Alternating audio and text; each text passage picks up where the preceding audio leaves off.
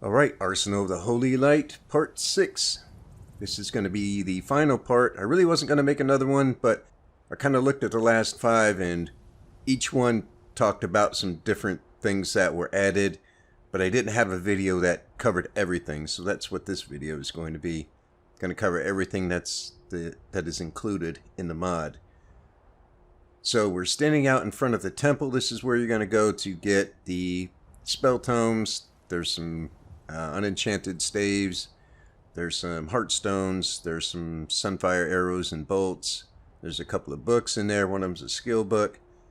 This is where you're going to come to get all of those things. And if we look at a map, we can see where we are. It is kind of out in the middle of nowhere, but you know, there's another book that sort of explains that. But you can see there's Rorikstead right there. There's Swindler's Den directly due east, and Western Watchtower. There's Whiterun. So Morthal up there. So this is where we are. So first we'll talk about the spells that come with the mod. We have, at the novice level, there is a Sunburst and Sunbeam. And these two spells are available with an apprentice, an adept, and an expert level as well. I've changed this one a little bit, so its impact is a Sunburst impact. This one still sets things on fire, because any other impact that I added to this had a horrible sound effect due to the fact that this is a concentration spell, so I left it with fire, which still looks okay in my opinion. And again, there is a novice, apprentice, adept, and expert level version of each of these spells. And at the apprentice level, we have Sun Cloak, which works just like any cloak.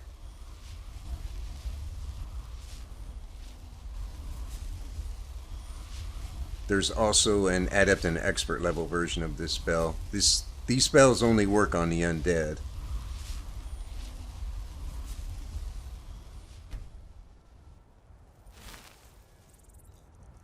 Then at the adept level we have, let's see, there's a lot of stuff in here. I want to make sure I don't miss anything. One we have here is called Divine Will. This is a turn and burn. I'll quickly demonstrate this. See if I can remember the console command for a Draugr.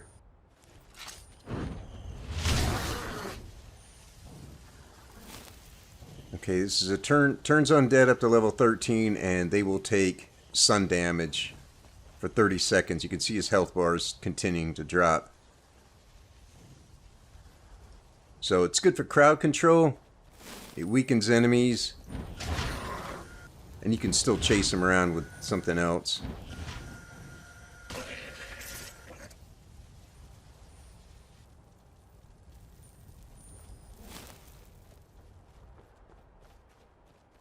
That's called Divine Will. There's a similar spell at the expert level called Divine Aura. This one works on undead up to level 21. Let's see if we can find something.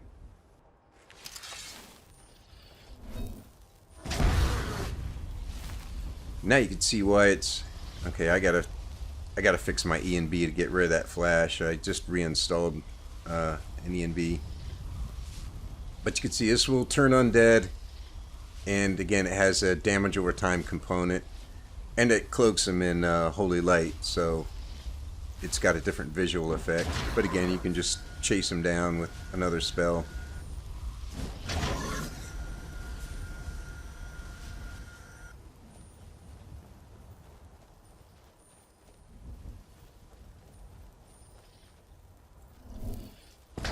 You're boring.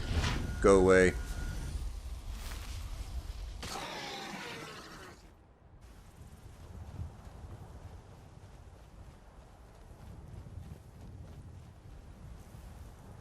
Okay, let's see. Other adept spell. There's a lot in here, so I don't want to forget anything. We've got a couple of runes here.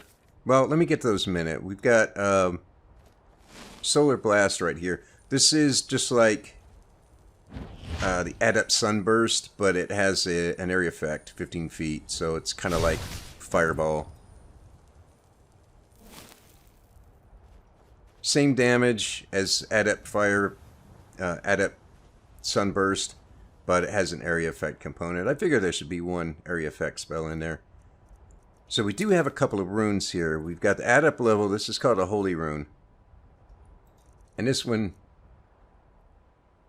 as you can see by the text, it explodes for 20 points of fire damage. Undead will take triple damage because there is a sun damage component added to it, which is 40 points. So the undead will take the sun damage and the fire damage.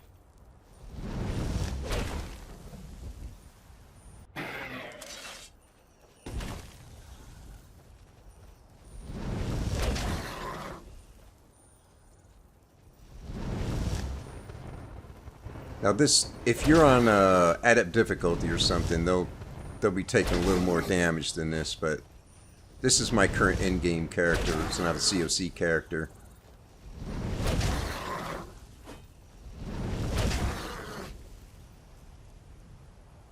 But we also have an expert level rune. This one is Rune of Purity. This one will do 30 points of fire damage. Undead take triple damage, and there's a burn over time component.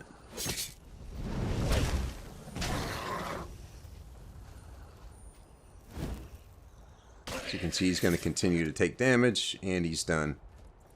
It's a very nice rune. And I did that for a reason, because if you're trying to clear out a den of vampires, there's a possibility they have thralls there. This will not do as much damage as a fire rune to the living, but it's better than having your rune get a sun rune that only damages undead get detonated by living who won't take damage but still going to get aggroed and come after you. So at least if a living target steps on it, they'll take some damage. Otherwise your rune just gets wasted, and undead will take significantly more damage.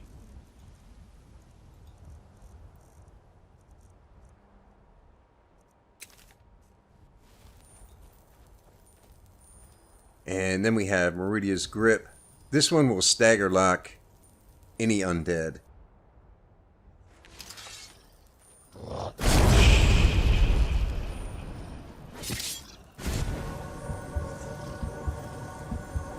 And it's going to deliver the damage. This is similar to Sunbeam, obviously. But you can see he can't do anything. He can't shout, he can't fight, he can't run away, he can't come at me. He's completely stagger locked. Now this will push him back, and eventually it'll push him out of range of it. But he's going to take damage. The amount of damage is a little bit less than expert level Sunbeam. But if you've got a summons or a follower, they can just wreak havoc on this thing while you keep him pinned in place.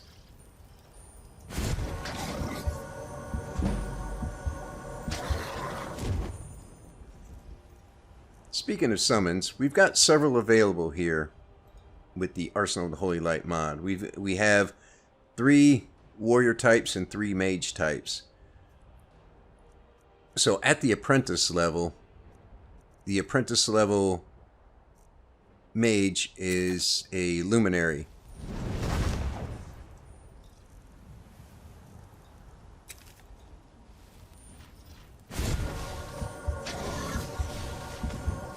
So now I can keep him locked up, and even my apprentice mage can go to town on this guy.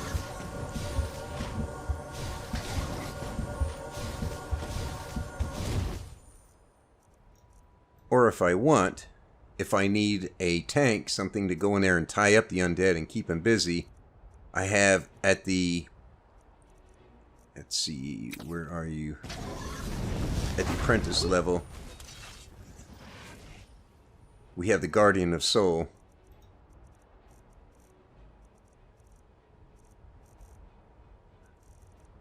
Not there. Now she should pop a... She should have a Popper Sun Cloak.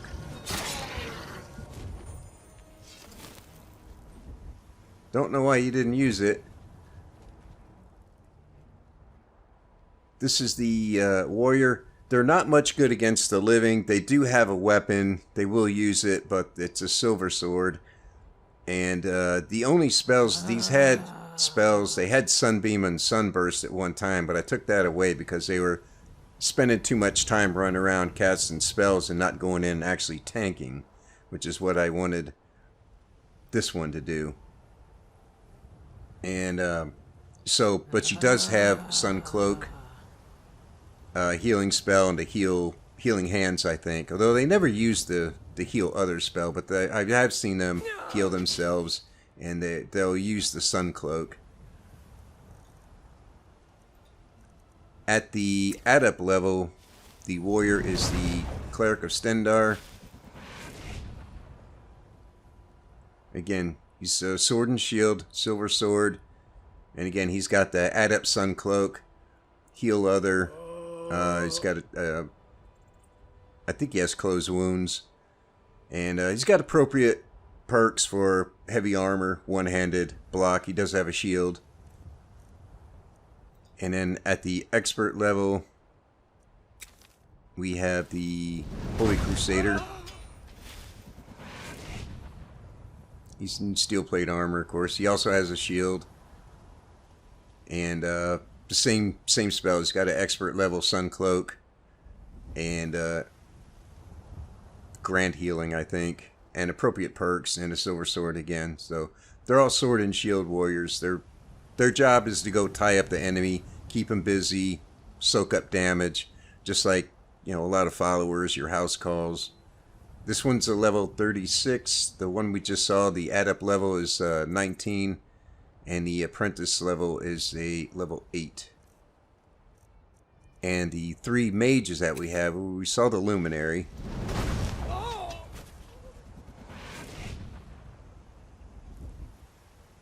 And again, this one's a level 8, apprentice level. And he's got apprentice Sunbeam, apprentice Sunburst, turn lesser undead, and healing hands. These ones do not have a Sun Cloak because they don't need it. They have a turn undead to keep the enemies away. And at the adept level, we have Meridia's Acolyte. Again, this is a level 19. Has adept level Sunbeam, adept level Sunburst, turn undead, healing, and I think close wounds, and heal other, which I haven't seen them use it yet, but they have it. So again, this one's a mage. So if you're playing the tank, if you're the one that's wearing the heavy armor and going in there and, you know, sword and shield or two-handed, you want something to do some ranged attacks, you want to use one of these mages. And at the expert level, we have the Sun Priestess. And she's a level 36, has expert level Sunbeam, Sunburst. She has a turn Grand Undead spell. It's a custom spell. It'll turn undead up to level 30. So she's pretty potent. And we got a custom banish spell that will work on the summonses from this mod, and nothing else. It's all custom keyword linked.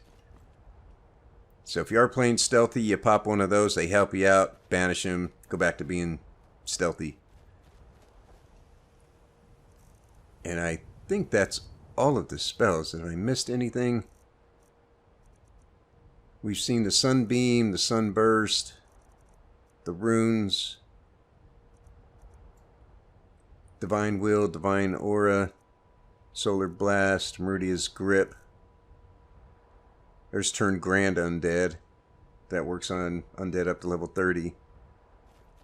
Well, let's go inside the temple and look at a few things here. Well, you know what? There is something else we can look at as long as we're out here.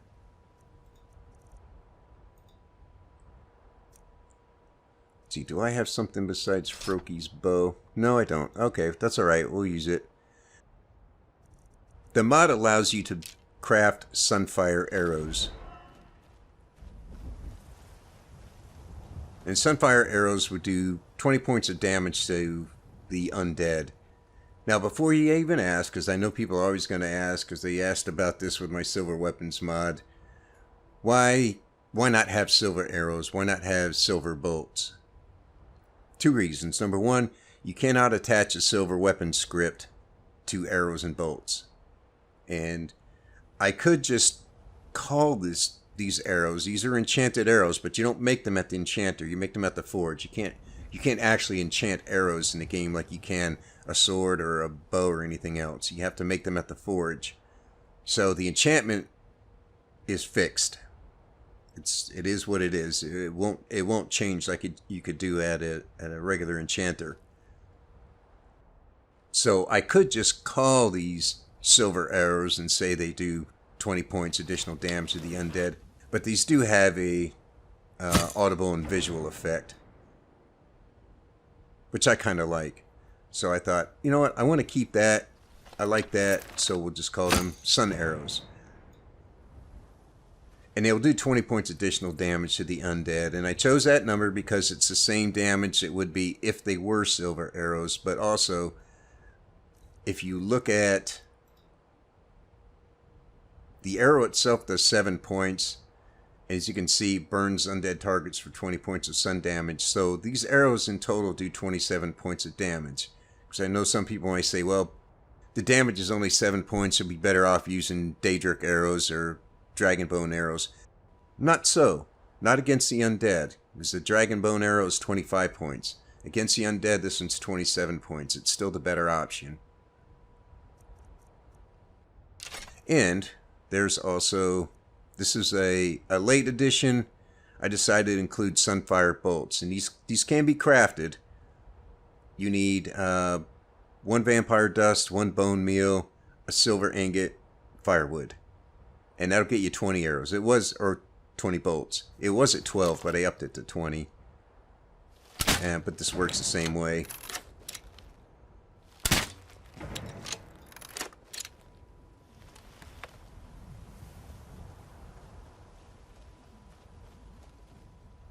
You can also craft silver swords, silver great swords, and silver bows. Now the swords are kind of custom. They're the same skins as the in-game swords and great swords, but I made them custom because I adjusted their values a little bit because I thought they were kind of weak and they're not really much good for anything other than maybe early game. So I adjusted their values to where they're just slightly better than Skyforged steel. So they'll be good early and well into mid game.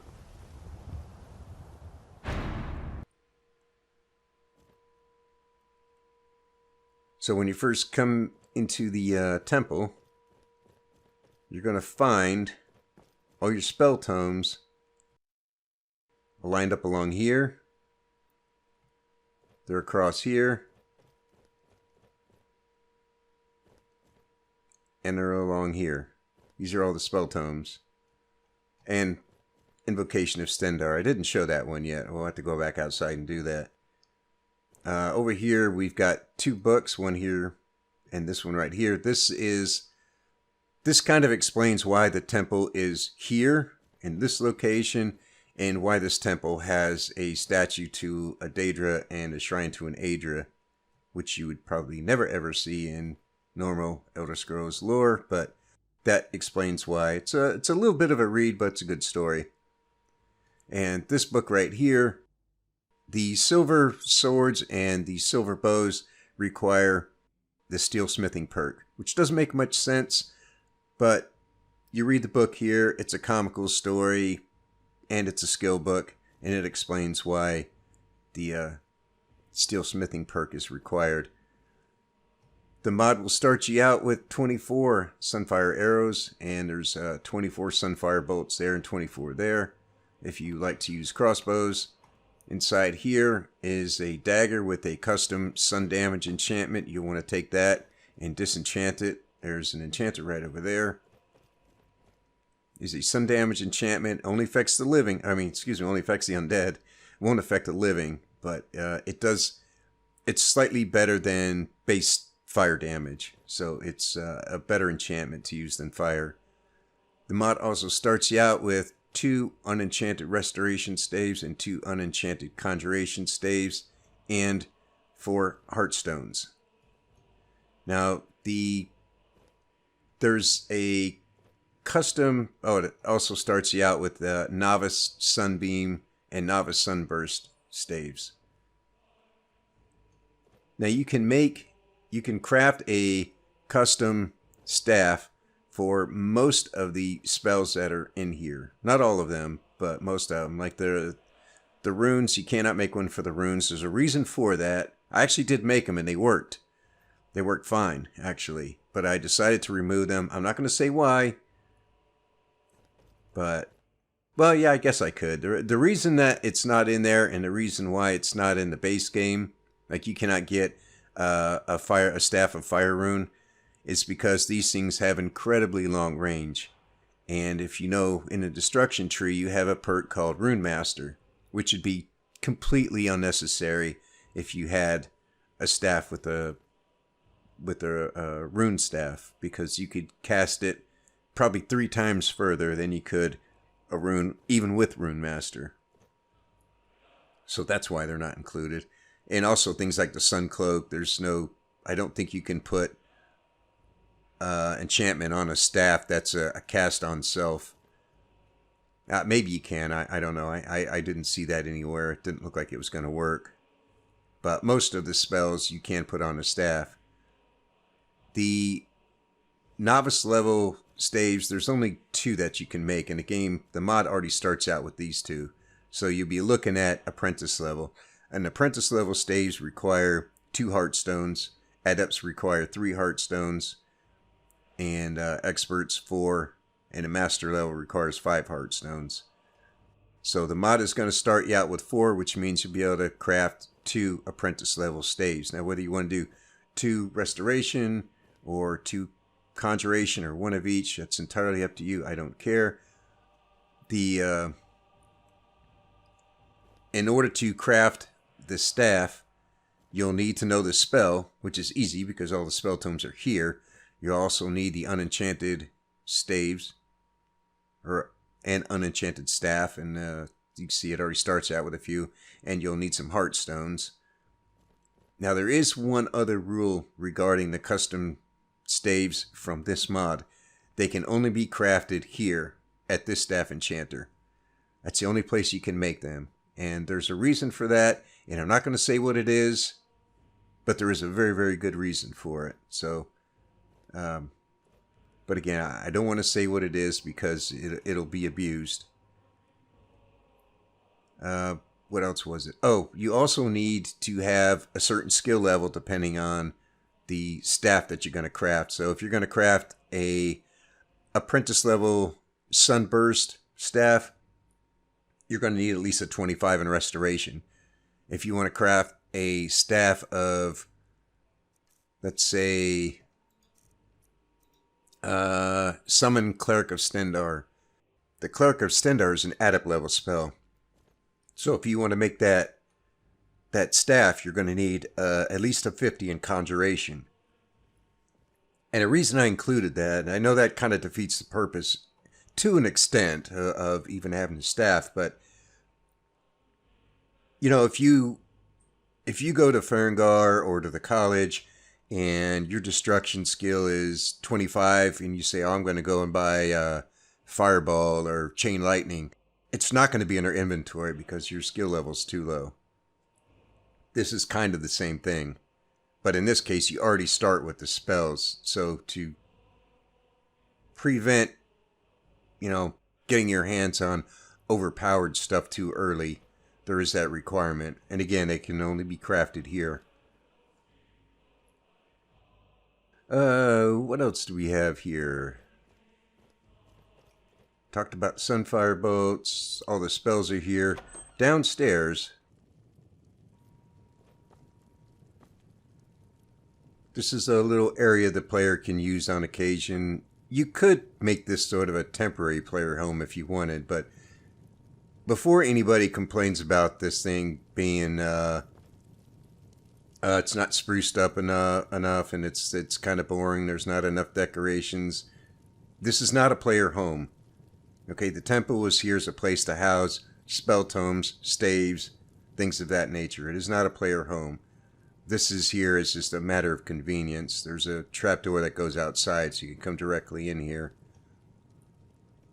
The bookcase has one extra copy of every spell tome in case you misplace one. I have them in my inventory right now for the purpose of this video. But all the containers here, these are all custom, so they're safe storage. Even the end table, the ownership is set to player, the bed's ownership is set to player, and you've got a few more storage containers over here. And you have your normal crafting stations: cooking pot, custom smelter, anvil, grindstone, tanning rack over there. There's a wood chopping block right outside where that trap door is, and plenty of storage. So, if you're in an area, you can always stop in here and improve a weapon, brew some potions, cook something up, get some rest, whatever you got to do.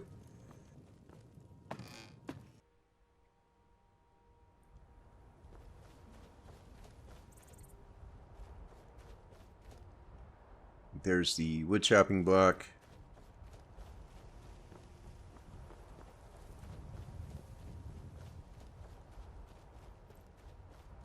And there we go. That is pretty much everything.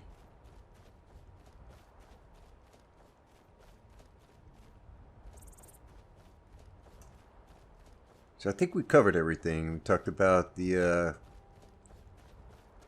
craftable weapons, sunfire arrows, sunfire bolts, silver swords, silver greatswords, silver bows, the different spells. All the spells, they're either conjuration or restoration. There's no destruction spells in here, although the 2 runes do have some fire damage to them, but all the spells are classified as restoration spells.